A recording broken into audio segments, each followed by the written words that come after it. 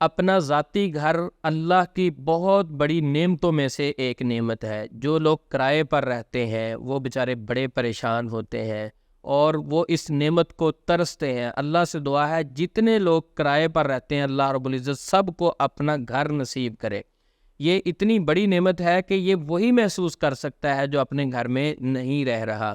اور اگر آپ دیکھیں گے جب شفٹنگ ہوتی ہے، گھر ہے وہ کرائے پہ رہ رہے ہیں، مالک خالی کروا لیتا ہے، دوسرے گھر میں شفٹ ہوتے ہیں، آدھا سامان ٹوٹ جاتا ہے۔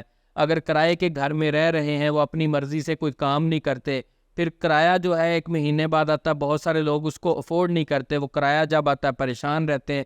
بہت ساری الجھنوں اور مسائل کا وہ لوگ شکار رہتے ہیں جن کے پاس اپنا ذاتی گھر نہیں ہے۔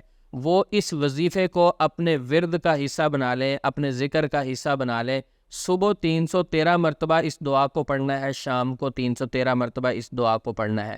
90 دن تک یہ عمل کرے، اللہ رب العزت اپنے غیبی خزانوں سے اس کی مدد فرمائیں گے، اسباب پیدا ہوں گے، اللہ اس کے رزق میں برکت ڈالیں گے۔ اللہ اپنے غیبی خزانوں سے کوئی بھی مدد کر سکتے ہیں، کسی انداز میں بھی مدد کر سکتے ہیں۔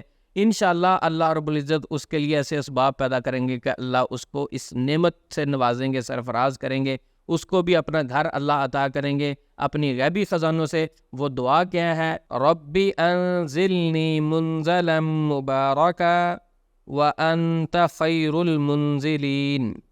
میں اس دعا کو دوبارہ پڑھتا ہوں، ربی انزلنی منزلا مبارکا وانت خیر المنزلین۔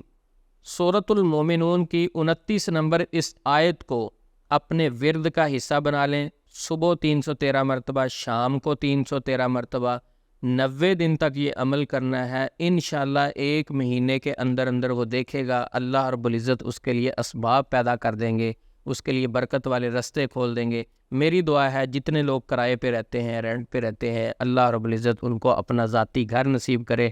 السلام علیکم ورحمۃ اللہ وبرکاتہ۔